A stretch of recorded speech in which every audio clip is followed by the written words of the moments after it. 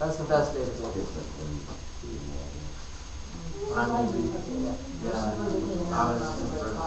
Hey, like any movie that's like 7 or higher, I usually end up liking. Oh yeah? Really, yeah. Because they rate so strong to me. If Siskel and Ebert say when there was when Siskel. there was Siskel and Ebert, because I think it's Siskel died, right? Siskel died. No, Ebert Ebert died. died. Yeah. So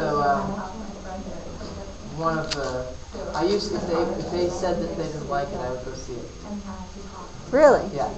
Pretty much if they said, I went, oh, let's go see that. Same thing. If my sister says she doesn't like something, I'll consider going to see it. Because my sister doesn't like it. She did not like, okay, of course, I'm the Friday, so get that. She thought that The Last Samurai was the worst movie. Last Samurai, that was good. That was a good movie! She was like, I can't stand it, it was boring, It wasn't great, but I wouldn't say it was horrible. I mean, like 3 stars. Well, okay. But I like movies. Have you seen the movie Hero? Or not Hero? Hero with Jet Li. It's like got all the colors and all the motifs, and then it goes through different dreams of trying to get a hold of the king, and trying to get up to the king and kill him, and it was this murder plot, and it showed like the dream story. No, but I did see. Being a film lit teacher, I'm like, oh, that is so awesome. But it's Jet Li, so you know. I can't remember the name of it, like the Jet Li movie where he has like his own martial arts from his dad. And then Fearless. Yeah, Fearless. I like that. I forget what movie it was. Morgan Freeman. I think what it was, but they were in prison. That was one of the better movies I've ever seen. It used to be. I know it. It used to be. The Green. There we go. It's one of the best movies I've seen. Really good. All right, guys. Yeah, I teach a film as lit course sometimes, and that database is one of my favorites. But I do a lot of kind of like the literary elements, but you're looking at it from the film perspective. So Hero is just perfect because it's got 4 stories, each of them different motifs, different colors, and then when you look at the Oriental. You look at the Oriental culture, and the colors mean something different. Like where we think black is our mourning and white is our maybe enlightenment, I guess. Black is they would wear when they're very happy. They would wear black, and white would be a wedding or a funeral scarf. Oh wow! Yeah. I'll have to look at that. All right, guys. So. All right, I tried my hardest to get through everybody's papers, and with writing my dad's obituary and eulogy and getting whacked in the head. See, this isn't beautiful? It's not my clown makeup, trust me. I didn't go to Brown and Bailey over the weekend. I used to answer the phone like that. Brown and Bailey Circus, this is Cheryl, head ringmaster, how may I help you? People go, what? I was like, oh, it's crazy like a circus at my house. You only have one son? I have 2 boys and a daughter. Oh, wow. And then all the neighborhood kids. Yeah. And then all the karate students. Kind of a busy household because they just drop by because the karate school is only 5 minutes from the. What karate school is it? Well, we own one of the branches of the University of Temple Karate. We own the Air Academy branch. So what's that? You guys want to fire baby? Yeah, that's my instructor's branch. Really? Yeah. They're on the firehouse. They're in Acosta. I don't know which one he goes to, but I think he's in that. Sounds familiar, but I don't. He's gone now. He's in the Navy, so. Is that the same one near the same branch as Academy and Vickers? That one? Academy and Vickers, no. There's an one where Academy in Montebello. No, that's flying. Oh yeah, I know that one. That's that's not good. Ours is the one that has the little where the patch. It's a square in the middle with a red patch. So, anyway, I tried. I didn't get it done. I said, you know what, since it's just the fixing, I'm sure everybody can wait an extra day to fix their papers, and we're going to move on. And then I have started you guys will get your grade checks, so that when I come next time, I'll hand out all the grade checks along with your papers. So everybody will know exactly what their grade is at the same time, because periodically, I know you want to know.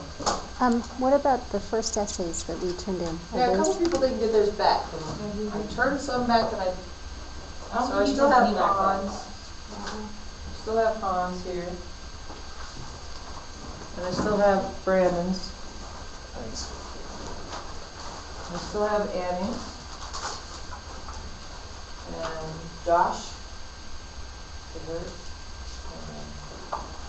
Sure, I'll get in your paper back. And here's Annie. And you?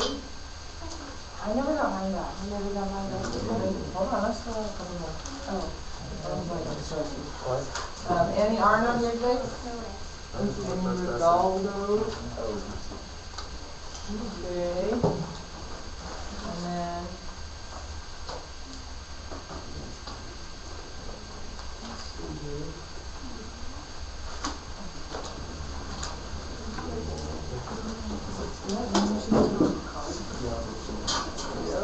We have Tori Hufford. That's the other class. Brian Barge. The other class.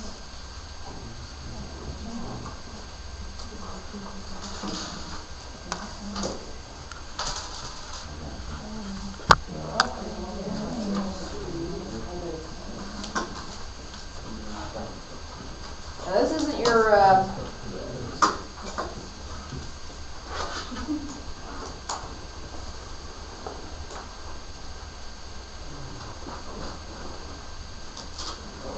I handed quite a few out, guys. Well, I remember in last class you said, oh, you used the wrong class. Is this Brian W? Kayla Gates, that's Gary C. Those are my Friday class.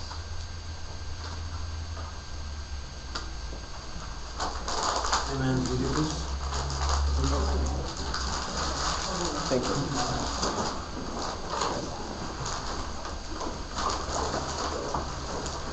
So Annie is definitely this class, right? Yeah.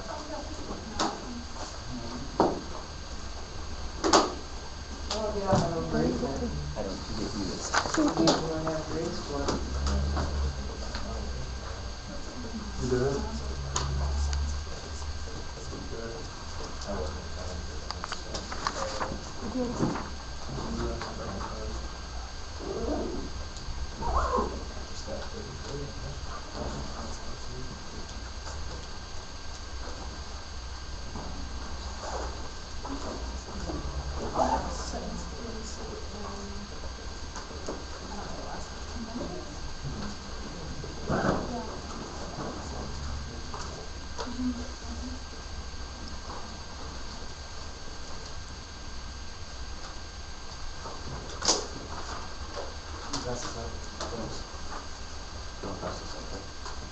This is all the grand contract.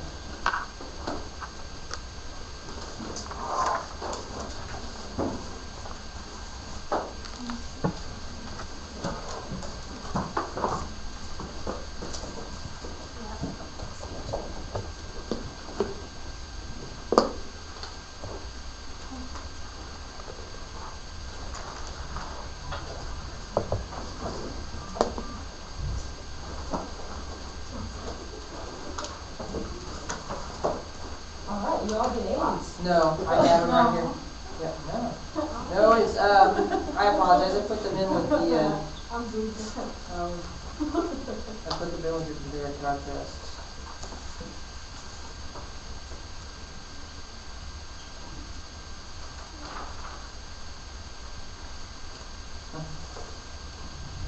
Actually, this is not a compare and contrast. the 4 or 5 of you that still don't have it, I apologize. I have these in with your comparative contracts. I've got Brandon. You turned yours in, right? Okay, so I had, yours was a car, right? Shannon.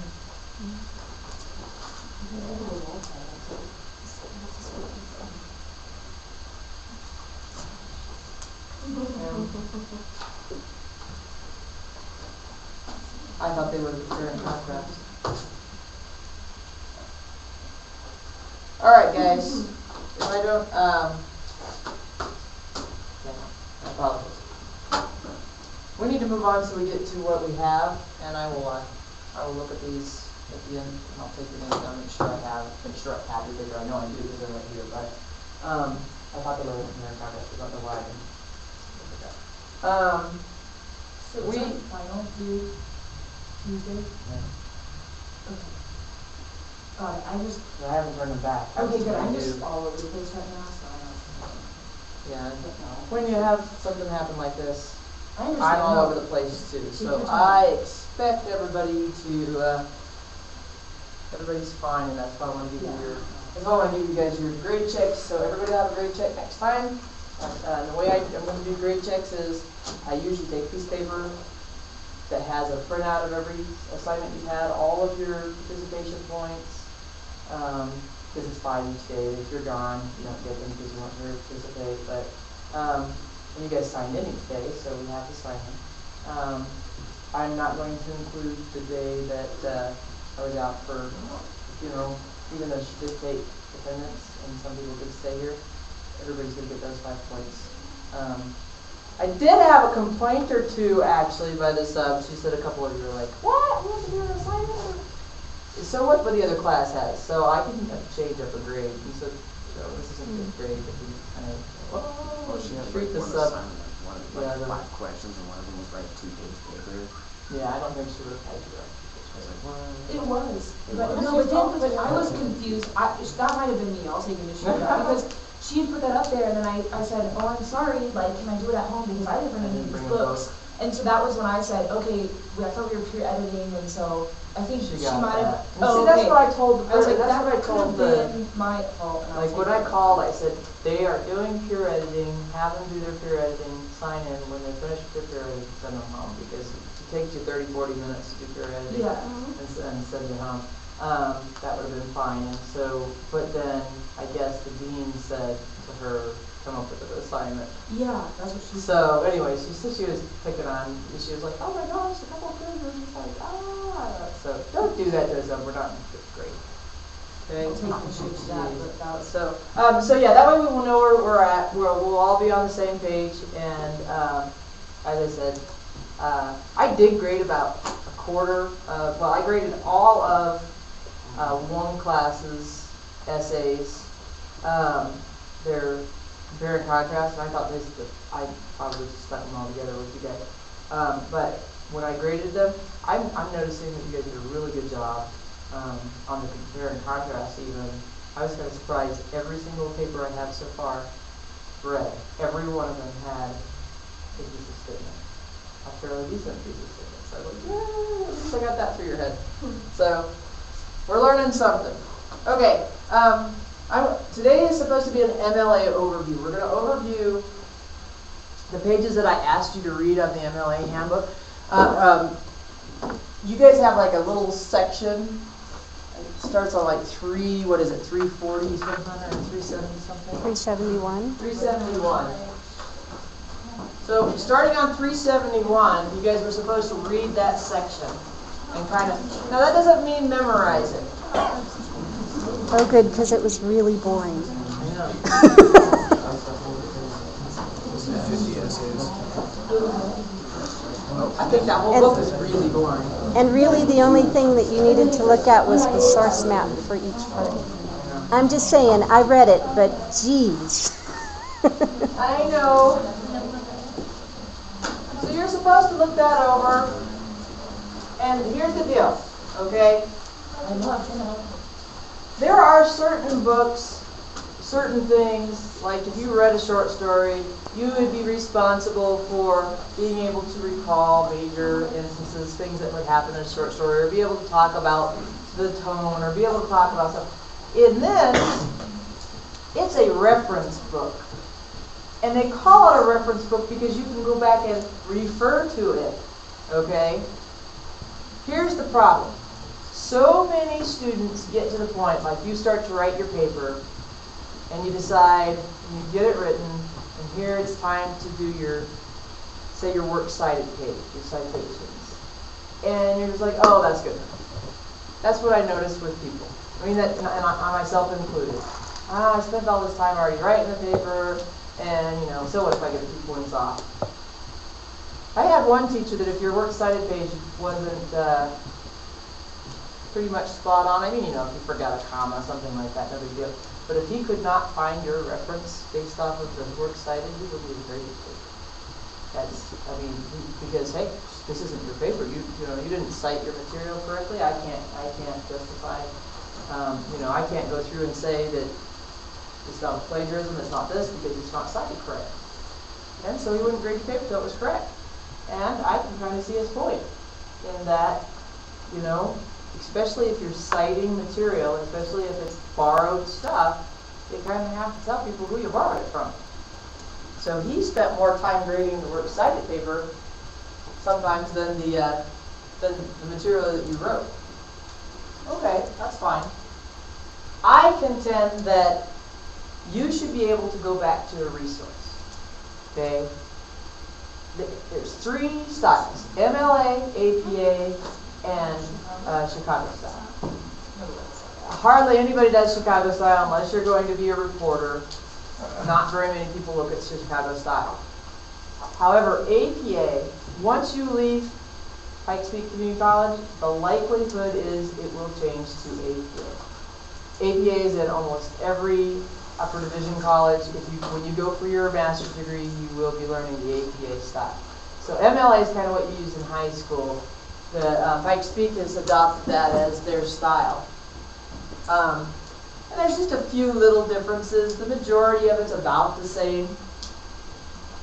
But the reason why we use style guides is because, like I was telling you guys, we want everything to look the same so it doesn't look like the serial killer wrote it, first of all. So if I ask you to submit something and pretend like I was a magazine, if you submitted it in Courier and you submitted it in you know, I don't know, Wingdings, and you submitted it in Times New Roman, and pretty soon it starts to look like some serial killer wrote your journal. And so they started using these style guides to make everything kind of the same. But another reason that they did that is so that you could standardize how to look up information. So I know that in order to figure out who wrote something or what published, you know, I need the publisher, I need the publishing date, I need the author, I need those things so that I can look it up. And so they standardized that. And that's really all MLA and APA is about, is a standardized way of doing things. Okay? So I know the material was boring. You can look back at it, except for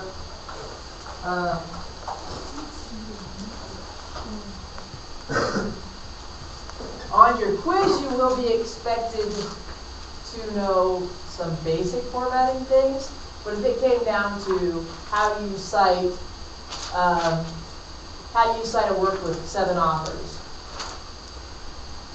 you wouldn't have to memorize that. You would be able to go back and look that up.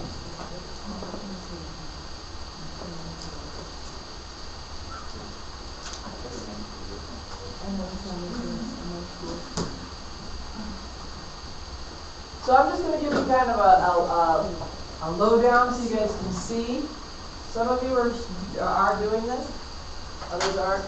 I hate to say this, but I kind of like the idea of only using one font, and I really like Times New Roman, and the APA is only Times New Roman. So when you do get to the APA in other schools, Times New Roman is the only thing that you're allowed to turn it in with. That's actually part of the style guide.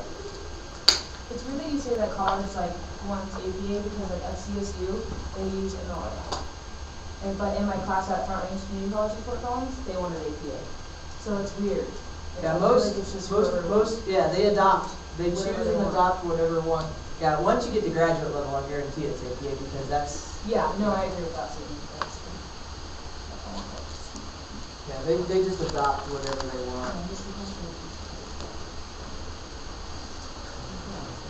Okay, so.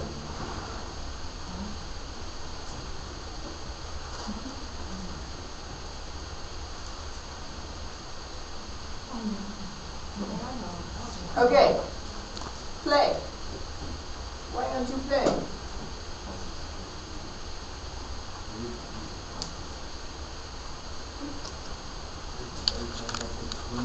Yeah. I got that on my phone. Yeah, I just saw that. That's what the whistle was. I want to see the sound of I'm for it. I'm not all for that. Okay, it worked fine this morning. I'd like to see it from a distance.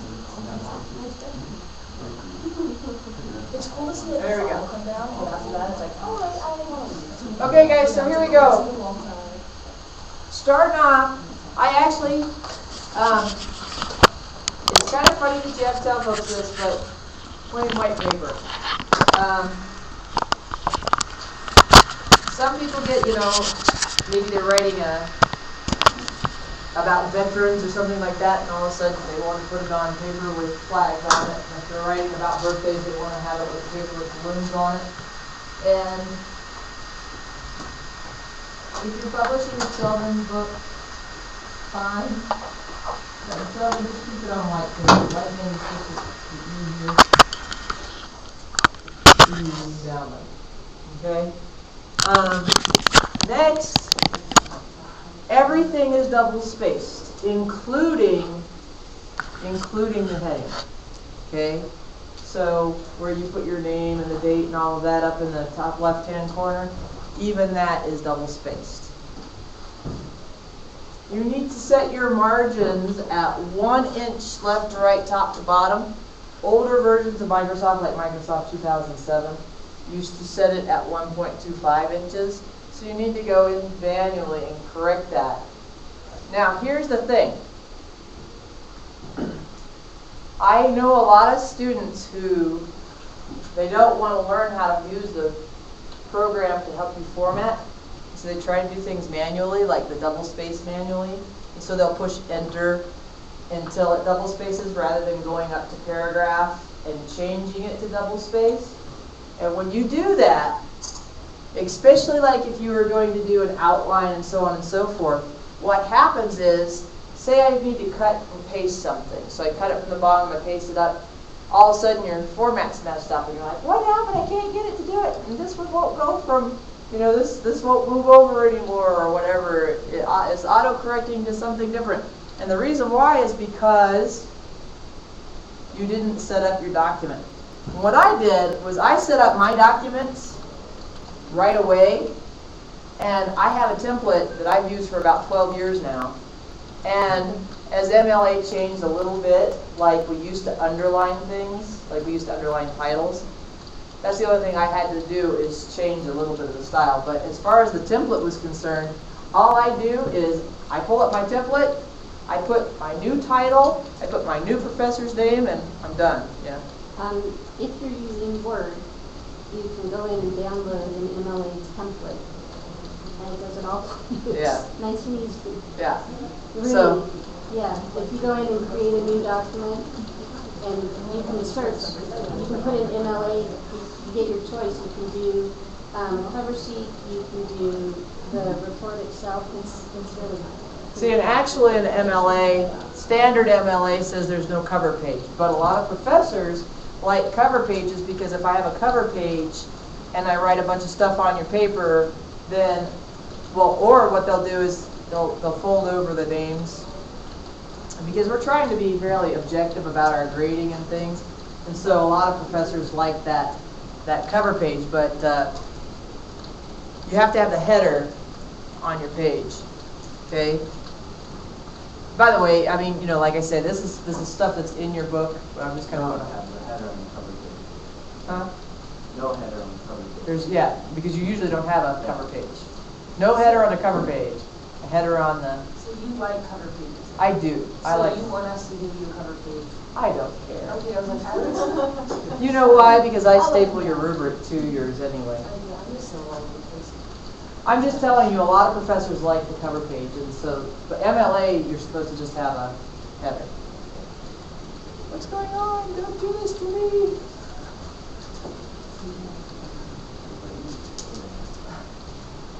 Great. Okay. So far. Maybe a lightning is just not tornadoes coming. Nah. I mean, first of all, we're way too busy. Wow.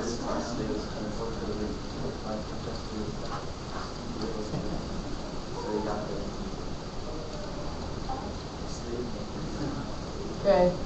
So, okay, you see here, you'll notice that your name, if that's your paper, your name, it should be your last name and the page number up to the top right-hand corner. And then this is double spaced.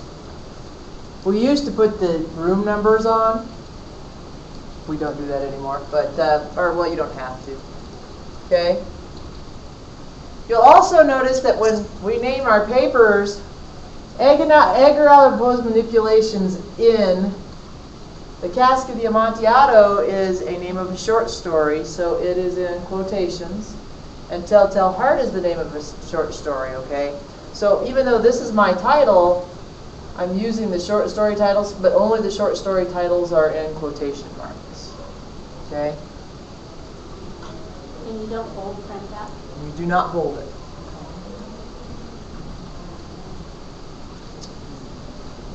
Okay, MLA is, they, just like APA, inside the text as you're writing, you have to tell people if you quote something or if you paraphrase something, if it's not your material, you have to give credit where credit's due.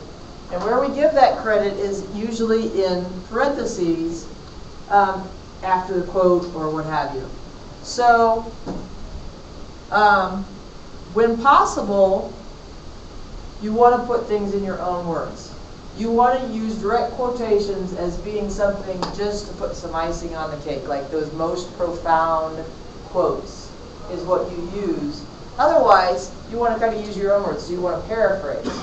But even if I paraphrase, if it is not my material, I still have to give credit. Now, a direct quote, I would give the author and the page number. If it is not a direct quote, if it's a paraphrase, I give the author and the date of the work. Okay. You will notice that the period is not after the sentence. This little tiny punctuation mark makes a big difference. It needs to go after the citation so that I know that that citation goes with the stuff before it. Otherwise, it gets confusing. The person puts the period and then they put the citation and the person naturally thinks, oh, what comes next is what you're citing. So you put the period after. The only time that changes is if you use a block quotation, which I'll show you. Guys, make your life easier. Okay?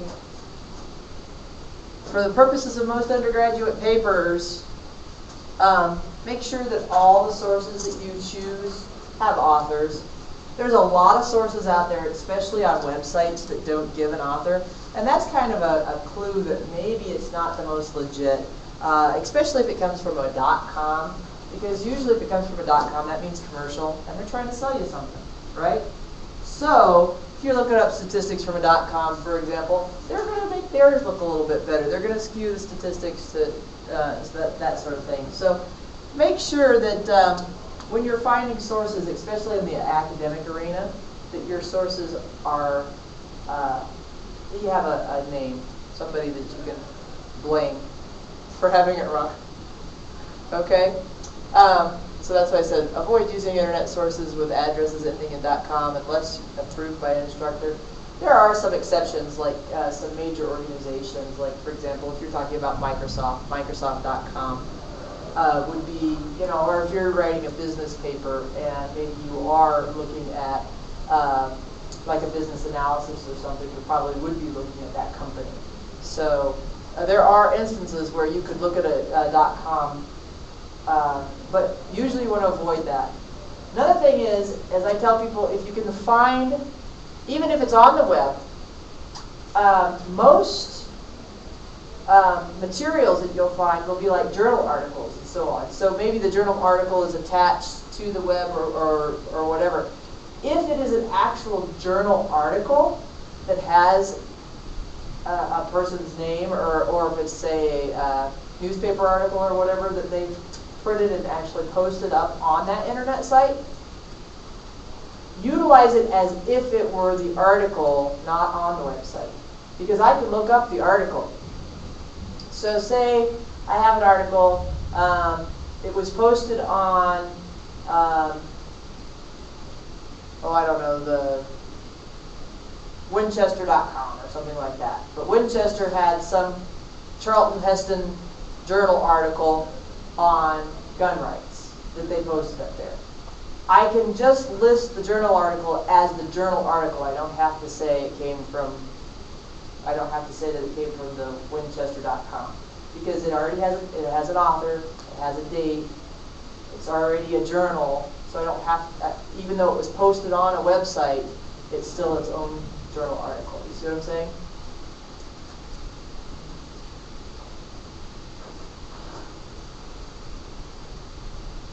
One of your, when you're reading your MLA handbook thing, one of the things that it tells you is if you're, say you get a website and it doesn't have an author, okay? Then they tell you to write the first few words of the website's title and then tell what paragraph you're getting the information out of.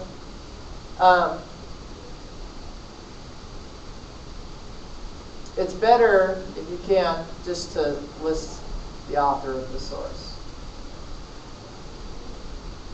rather than trying to figure out what paragraph number and everything, because it can change your preview. You know, if I have my preview set at a different size, it could be misconstrued and that sort of thing. So it's much easier just to list the author.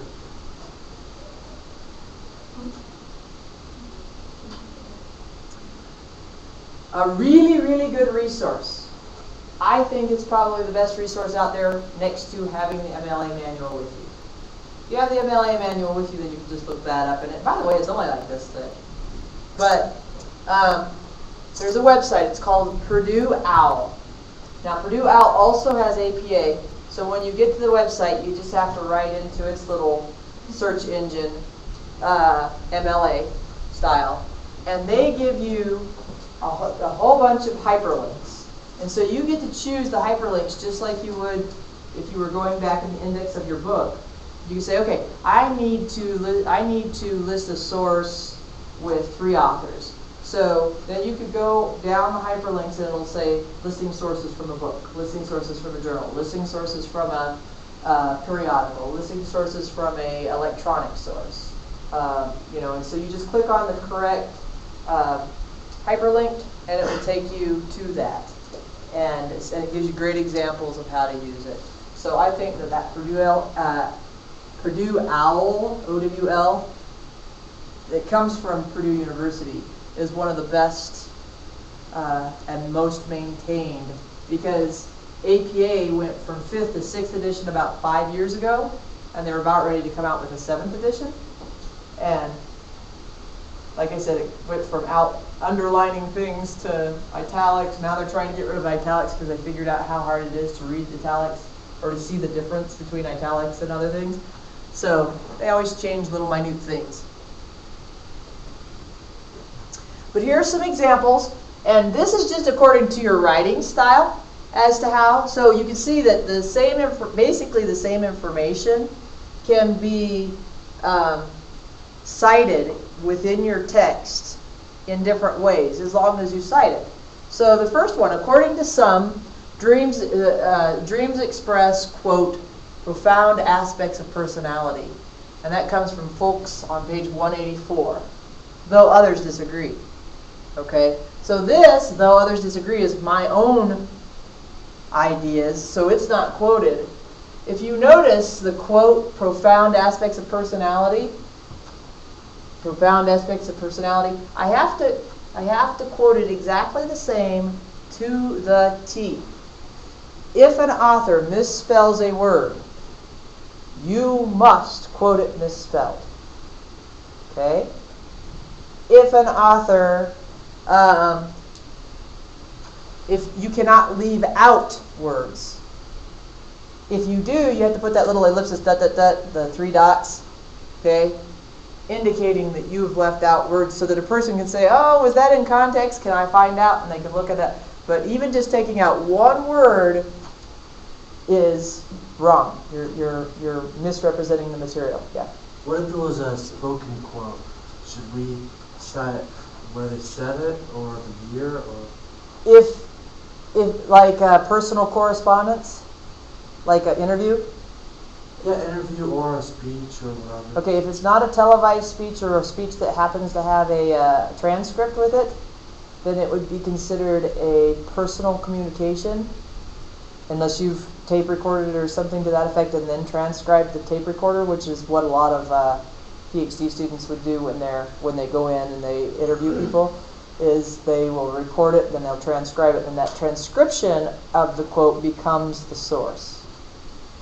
If it's just a personal communication, you actually don't cite it like this. You write, you say, according to personal communication on da-da-da, or according to a personal interview conducted on this date, because I can never go back and verify it, ever. So it's kind of your word as to what they said. Even if I go back to them and say, hey, did you say this? How you quoted it can't be direct. So you can never direct quote with quotation marks a personal correspondence, because it can't be verified unless it's recorded and transcribed.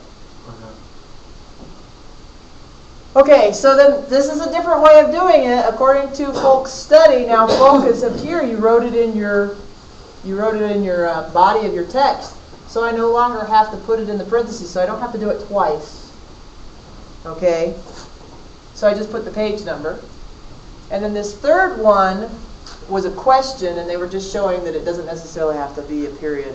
You could make this, is it possible that dreams may express profound aspects of personality?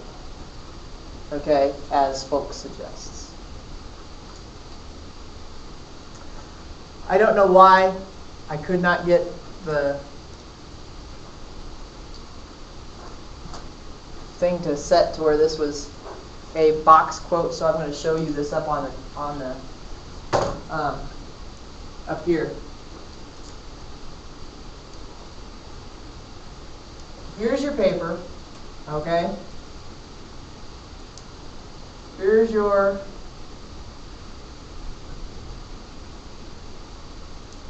title here. You indented, you started your paragraphs, right?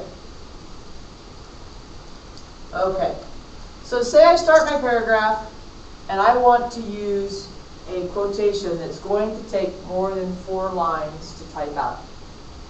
Not 4 sentences, because you might have 4 sentences that are short enough, but 4 written lines. If it's going to take more than 4 written lines, what you do is you double indent, or you set your tabs at 10, right? Because indent is 5 marks. And so you double indent and you would start your quote here.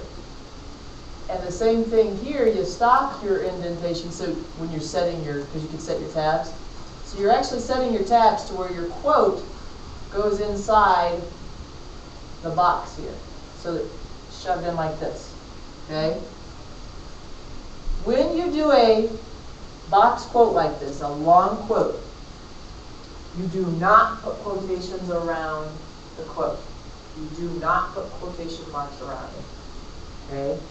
The other thing you do not do, or the other thing, and it's the only, I don't know why, it's just a style thing, but you go ahead and end with the period at the end of the material, and then put the citation. Because you can tell that that citation goes with the block quote, because then as I finish writing, I come back out to the rest of my paragraph. Okay?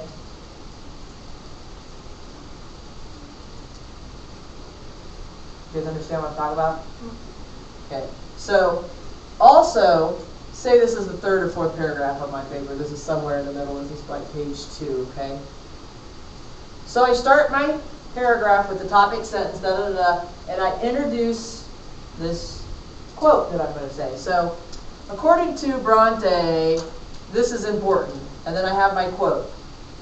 Then I always have to have that topic conclusion, or I have to have my own words to pull that quote back into the thesis. I can't just end my paragraph with that person's quote. I have to have something about that paragraph. I have to kind of tie that in and say, well, this is what they quoted and this is what was important about that quote. You see what I'm saying? You can't just quote somebody to quote for the sake of quoting. You have to tell your audience why it was important to incorporate it in your paper. So you usually come back out and finish your paragraph, you know, with a sentence or two, explaining why that quote was so profound or so important, and it usually ties back up to the thesis. Understand? So that's called a block quote. Anything that's over 4, you're going to take more than 4 sentences. And as I said, I apologize I couldn't get it to format there, so I thought it was easier to show you here.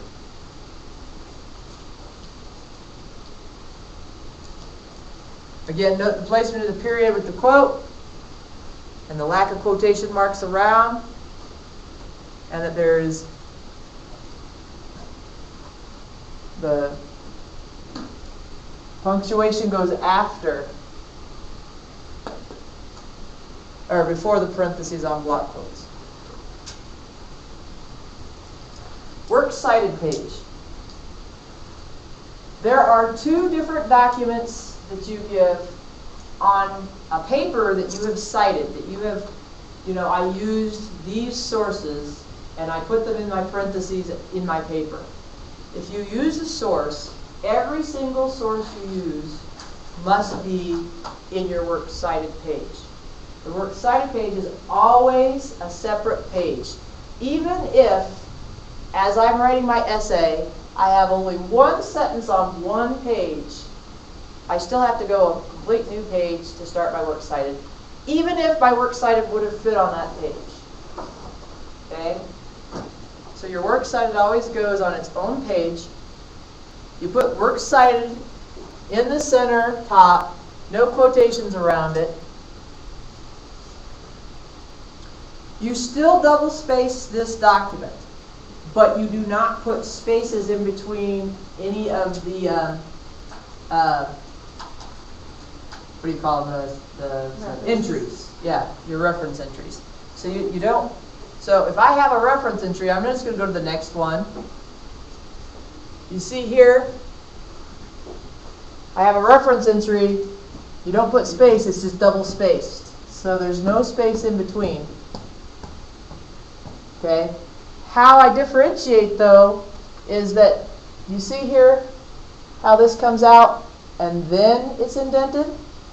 That's called a reverse indent. Okay? And what the reverse indent is, that just shows you that it's the next thing. Okay? And you can set this, you can actually set a reverse indent if you go to the paragraph page, or paragraph mark, and it'll say insert, and you can make it automatically reverse indent for you. Okay? I'd have to look at the formatting on, but you can make it, because I haven't done it for a long time, because I did my template and it's done. So, but that's how you reverse indent. My suggestion is do not do it manually, because if you do it manually and then you still start typing and like you get to the URL and say your URL starts right here, all of a sudden it'll come back over to here because the URL isn't an end of a word and it keeps messing up. So if you set up your paper and actually have the formatting set, it'll be easier. So you have to start learning how to use your computer and format. Okay? unfortunately. So I'm going to go back here. A couple of other things. So that's what that says, indent the second and subsequent lines 5 spaces. That's the reverse indent. List page numbers only when needed. So like if you are paraphrasing, you don't have to list page numbers. You just list the journal and so on. If you are quoting directly, you must list page numbers. Determine the medium. Most will be either print or web. And then the basic format is, and you guys can look this up and see it, so you don't have to memorize it, but it's last name, comma, first name, then the title of the book, the place of the publication, so like New York, New York, Shepherd McGraw-Hill, 1995, print. That's what you'll see. Okay?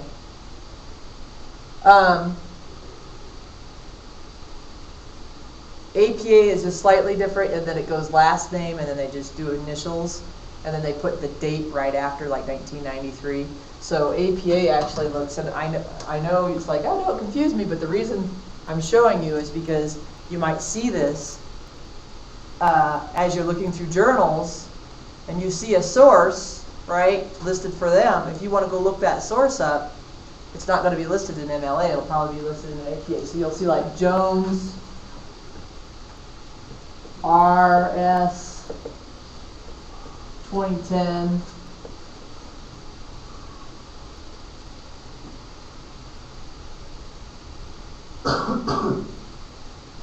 I think I know everything.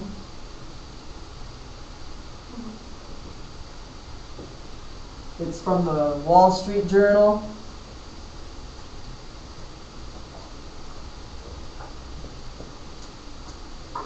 Okay, you'll see this. Now look at this. Is what's weird about this is Jones RS, so first name and middle initial, the date. Notice how think, no, and everything is small case. But the journal name, the journal is always uppercase. And that's just something strange about APA. Okay, but that's APA standard. But so little nuances that you'll see. The title, even if the title of the book, like when you look at the book, even if the book capitalizes these, you don't when you're listing it. Kind of weird.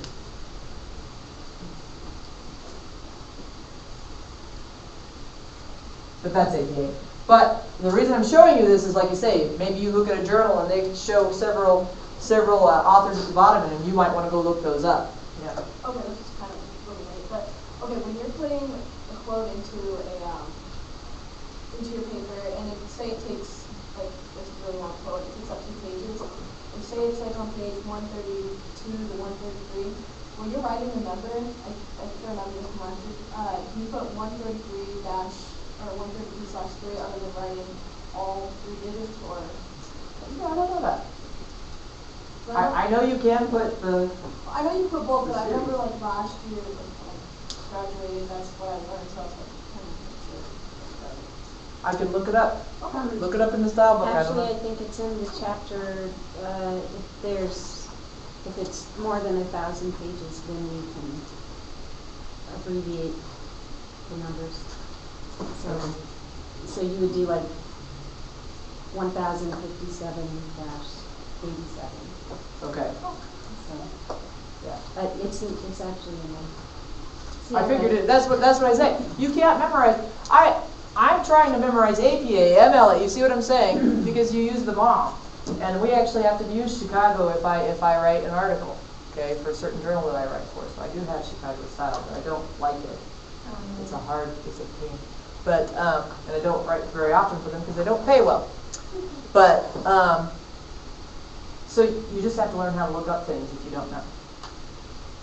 And that's one of the things is the skill of actually like digging through. I think is more important sometimes than having it told to you.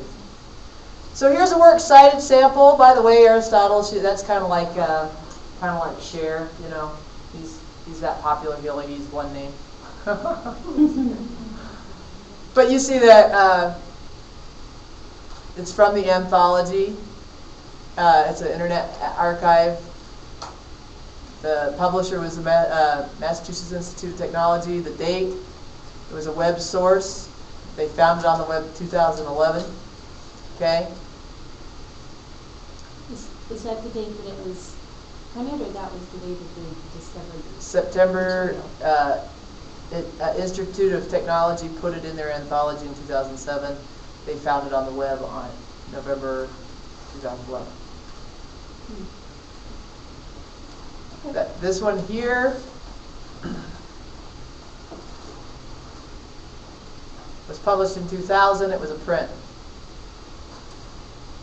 This one here, published in 2004, was print.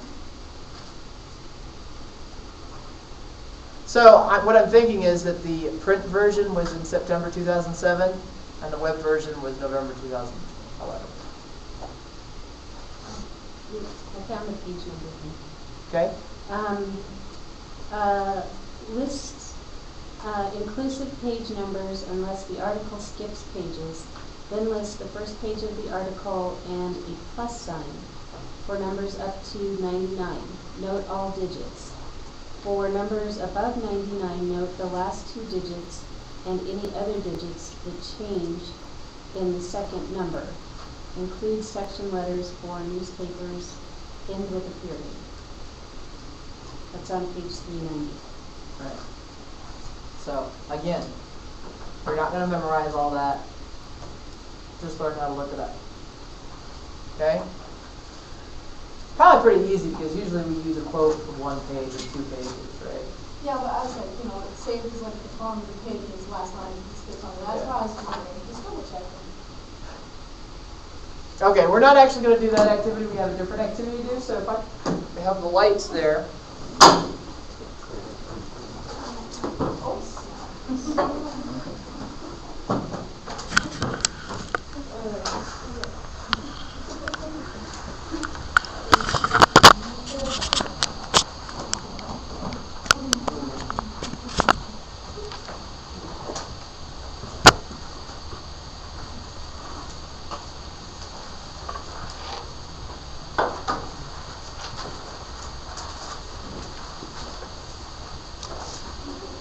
Okay, so in this exercise, guys, I just gave some background about bibliographies. Now, I told you that there's 2 documents that you might have. I said that there's the works cited and then there's a bibliography.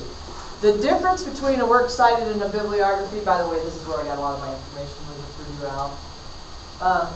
But the difference between the bibliography and the works cited is, say you included both.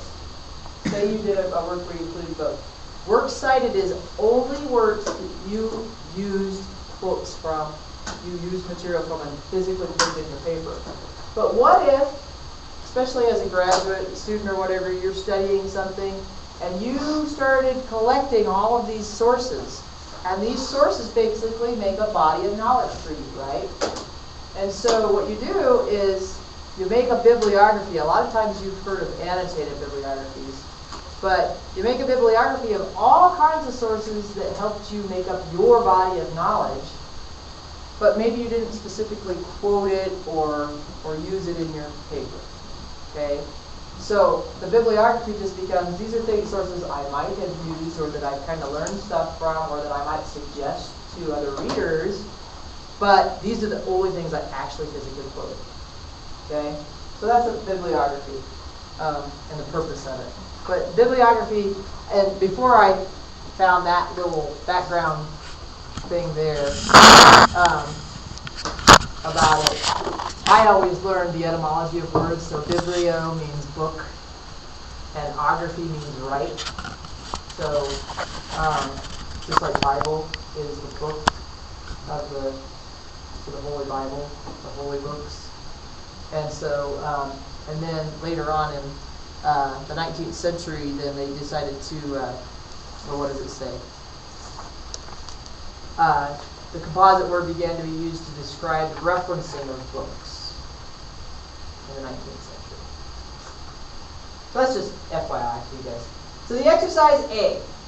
Remember I told you that when we quote, we have to quote directly, and we got to decide in order not to be plagiarizing, and based off of your reading, we're going to decide on these 10 things which ones we would have to cite and which ones we wouldn't have to. Okay? So the rule of thumb is, for citations, is when in doubt, cite. Okay? But the other rule of thumb is if it is common knowledge to your peer group, you and your peer group, then you, like, for example, for me to say the iPhone is the most popular phone in history today. Okay, I can say that and I have to quote because right now, you guys know in popular culture the iPhone has become. Now, if I wanted to say specifically, 375,000 more iPhones have sold over this amount of time, yeah, I'd have to quote that statistic. But when it just comes to statements like that, if it is commonly known or it's an absolute, like, recorded in history books facts, then you don't have to cite. Okay? So let's try this one. The Declaration of Independence was issued in 1776. That's common knowledge. I can look it up. It's in the history books. The sediments on the ocean floor are the accumulation of silt carried by rivers to the sea, volcanic dust, coastal sands, and discarded shells of living creatures. Would I have to cite that or no? Okay, what? You would not have to cite that unless it happened to be like the definition of sediment. So like if I said sediment is defined as, then I'd have to say, according to Oxford American Dictionary, a sediment is defined as this. Okay? But it's fairly, that's still kind of fairly common stuff. I can, for fairly educated people to talk about. How about this one? Levi Strauss, the inventor of blue jeans, came to the United States from Germany in 1848. Yeah. I would say that we will not know this invention. There you go. So, our peer group does not know that information. Therefore, it needs to be cited. But, if we were at a blue jean convention, maybe I wouldn't have to cite that. Okay? Coca-Cola is a popular soft drink all around the world. No. According to Germaine Greer, the reason for women to achieve greatness is that they have historically internalized their oppression, thereby draining the energy required for creative work. Cited, especially because that person sounds like a sexist. I don't want to take credit for that. Make them take credit for it. Okay, the United States is a substantially less secure society today than it was 40 years ago. I feel like that's That's an opinion. It's a common knowledge thing, yeah, and it could definitely be a thesis statement. So, do I have to cite my thesis statement? No. So that one you do not have to cite. The Olympic Games are held every 4 years. Common knowledge. The initials GNP stand for term gross national product. No. Okay, if you were 12, maybe. Because that's not their peer group. But for you guys, that's fairly common knowledge. As a society, we should read poetry because it makes us live more fully and deeply. That's an opinion, or it could be a thesis statement, yeah. Henry David Thoreau lived in Walden Pond for 2 years. Yeah. I would cite that. Why? Because I didn't know that he lived in Walden Pond for 2 years. Why 2 years? Now, why 2 years? Yeah. Where at? When? What 2 years? Who's Henry Thoreau? Right? By the way, yeah, he's a very good writer, but not most of us know that. Now, if I am at a, classics novel convention, maybe I don't have to quote that. Okay, exercise B. Remember I told you that you have to everything has to be directly quoted, word for word, absolute. Okay? So what we're going to do is you guys, as together, as a team, we're going to figure out what's wrong with these quotes. Or if there's nothing wrong, we'll say no change. Okay? So let's look at the first one. Many problems are caused when sensitive, first we have to just read the following excerpt taken from Helping Computer Chips to Keep Their Cool by Sana Saiwal in Business Week, January 25th, 1988. Then evaluate the succeeding passages that exhibit unacceptable use of those quotations. Point out problems and then write a revision of each.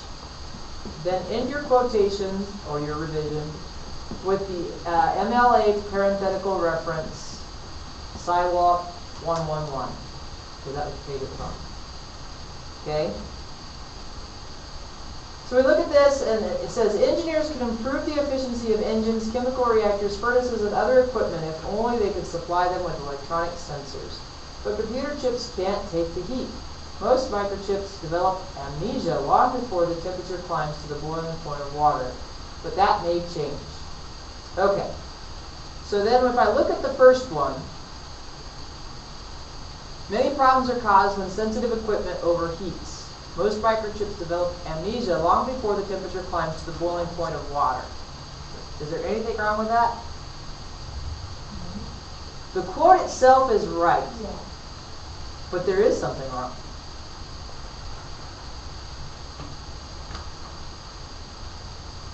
Does the author ever represent that sensitive equipment might overheat?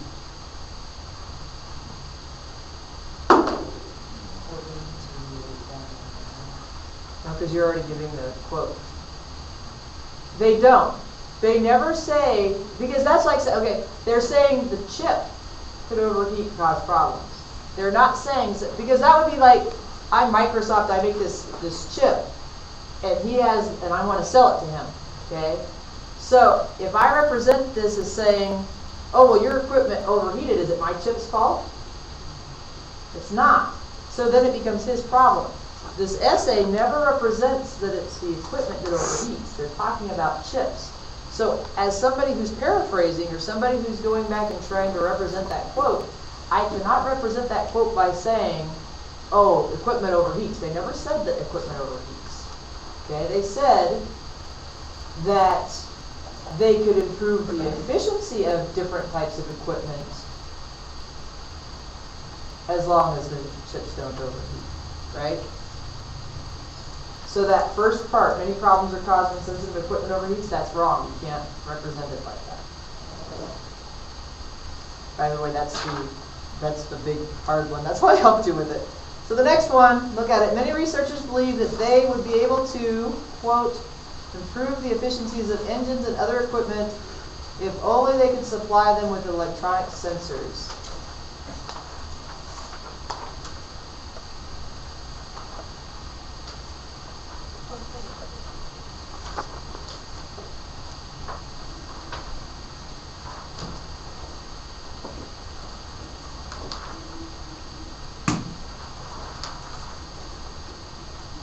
What's wrong with it? They skipped two things on the list. Yeah, they didn't write. They didn't put. Yeah, they said engines and other equipment. Did they say engines and other equipment there? Yeah, they said engines, chemical reactors, furnaces, and other equipment. So they didn't. They took information out. You cannot take information out of a direct quote. If you do, you have to indicate to the reader that you did so by putting that ... which is the, so it's 3 periods, and that says I took stuff out so that if I want to go back and see if your quote is in context, I can. Okay. So I'm sorry, I'm not quite understanding the assignment. By revision, we're supposed to rewrite this. How? I'm sorry. So you'd have to actually quote it perfectly. Oh, okay. Yeah. Okay. Sorry, I didn't quite No problem. get it. So yeah, so in order for the revision to be right on B, you would have to add those 2 things. Okay, guys? and change some other stuff. Okay, so C, D, E, and exercise C there, that's homework for you. By the way, that homework for you, you're going to have a couple minutes here, you might have a couple minutes here. Homework for you is kind of so you know it because it's testable. Probably you will see on the test something that looks like that. Okay? Where I give you an excerpt and I ask you to see if it's quoted correctly. Yes? So we're rewriting sentences to make sense. You rewrite the sentences to yes. To So you represent see the how they do it. Maybe they neglected to. Maybe they added to it. Maybe they subtracted from it. That's pretty much the problem that you'll see. You can't add to a quote. You can't subtract from a quote. Even little words like conjunctions, like up and. If you add information to a quote for emphasis, for example, then you have to put them in brackets like this. Okay? And that indicates to a reader. So I can still have the quote material, whatever the quote is, and then this tells the reader, I interjected this, and then you can finish the quote. Okay? If you subtract information from a quote, you have to have that 3 dots. It's okay to subtract it. Okay? Okay, so when you want us to do the revision on A, sorry, I still don't, I'm not grasping the whole concept. The actual quote, most microchips develop amnesia long before the temperature climbs to the boiling point of water. That's the actual quote So that's what's wrong within the with that? paragraph. So, But I misrepresented what the rest of the paper says in my introduction of that sentence. so would you take that out completely? Or you would change it to be about microchips, not about hardware. Okay.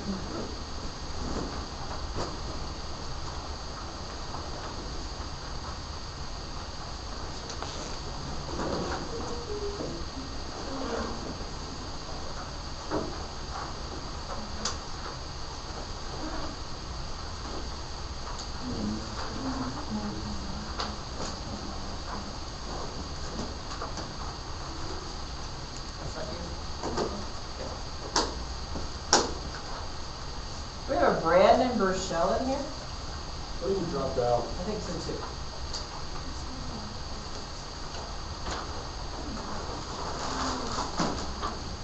Because I keep seeing his name. Oh, you dropped out of English, I don't know if you need it for. I don't know. I didn't forget about you guys. I Okay. just didn't have any more in my hand.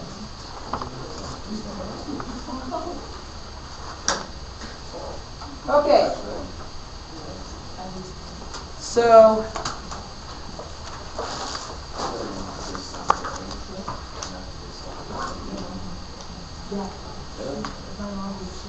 yeah, this is just an introduction to the next type of paper that we're going to work on, guys, and I want to make it quick so that you can see the example paper because it's really good. But all I need for a working draft is one of the following products. Either you can do one of those concept maps that you get some ideas and you see an example kind of a concept map. You guys probably did concept maps in high school or so on. But make yourself a concept map, or remember the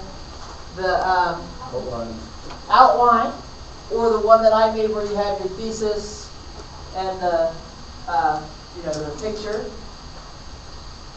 Or you could, so those are the products you can choose. I can choose to do a concept map. I can choose to do an outline. I can choose to do, the brainstorming idea of this paper is what I want you to bring with you on Thursday. So your 2 homework assignments are to finish this MLA thing up for your own health. We'll check them, okay? And then for your working rough draft, either the concept map an outline or that picture of the, what do I call it? It's basically the concept map, but it goes out this way. Okay, we're going to be working on a problem solution essay. You do not need to do any research for this essay. You can use your own knowledge. Okay? However, if you do choose to use outside information, then you have to cite it, and you have to cite it appropriately.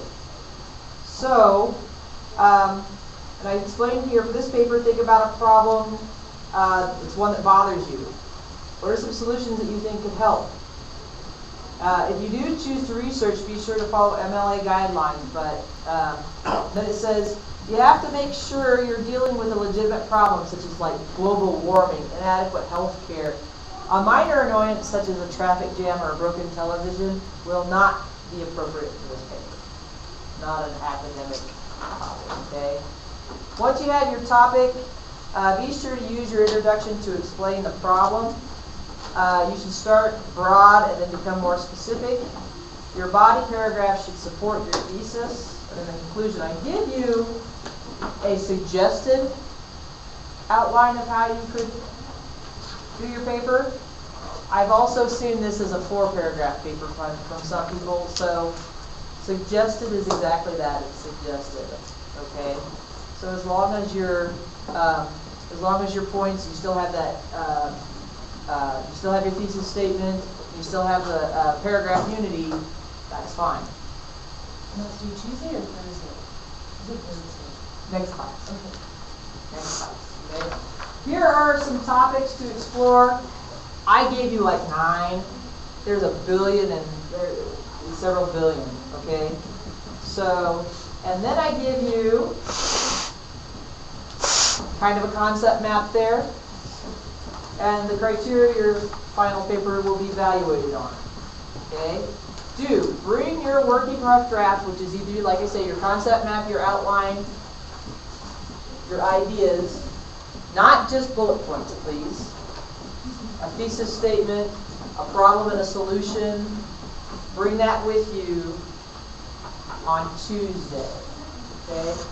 Anybody who's interested, I'm going to read to you, and then you can leave. I'm going to read to you one example of a really good, it's not 100%, but a really good problem solution essay, just to kind of get the juices flowing. I promise not to take more than 3 or 4 minutes.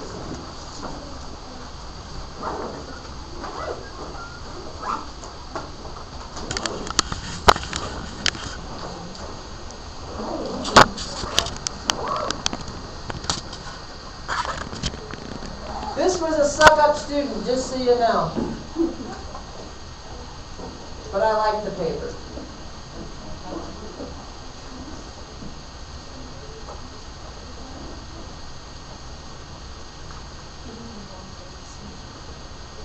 Okay, getting involved is a solution to bullying issues. Most people have a good idea of what bullying is because they have been involved in a bullying situation at some point in their lives. That's the hook. In fact, bullying is so commonplace that most people look at the issue as a rite of passage, or they downplay the seriousness of bullying situation and the consequences that often follow.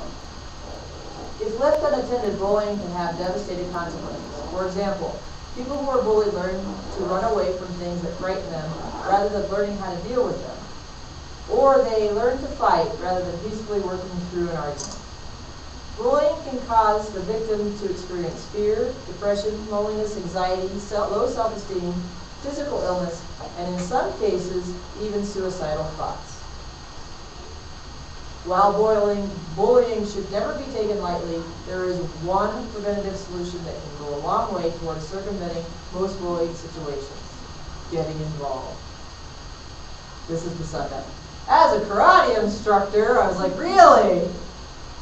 I understand the importance of reaching out to struggling individuals before they become victims of bullying or other violent behaviors.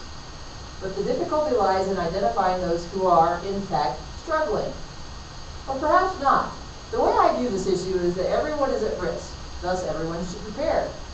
It is also my belief that individuals can develop important personal assets such as confidence, conflict resolution, and nonviolent techniques by getting involved.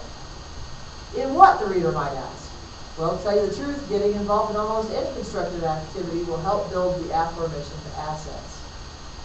In my opinion, when individuals get involved, the constructive activities such as karate, team sports, music programs, debate, community service projects, youth clubs, church, etc., they become less of a target.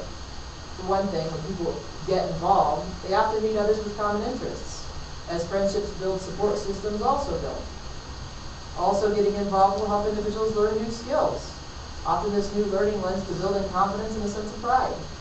As individuals act with one another in a constructive atmosphere, they learn better ways to deal with conflict. In effect, we learn how to get along with one another by getting along. This preventative solution almost sounds oversimplified. Sure, people get involved in activities and still experience bullying. While this is absolutely true, my point is not that those who get involved will never experience a bullying situation, but rather they will be better prepared to handle the situation. I merely contend that getting involved helps individuals build important personal assets that will aid in avoiding serious, dangerous bullying situations. Besides, when we are busy building our assets, where would we find time to become bullies ourselves?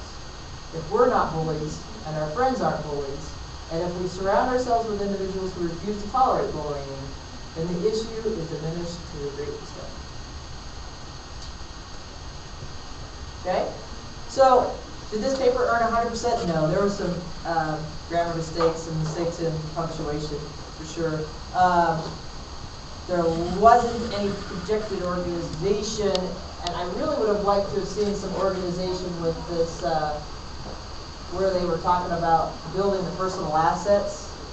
I think could have been part of their solution, so it could have been introduced in the beginning. So they didn't get 100%, but I think the overall idea of the content there is really good. Okay, so like I say, really,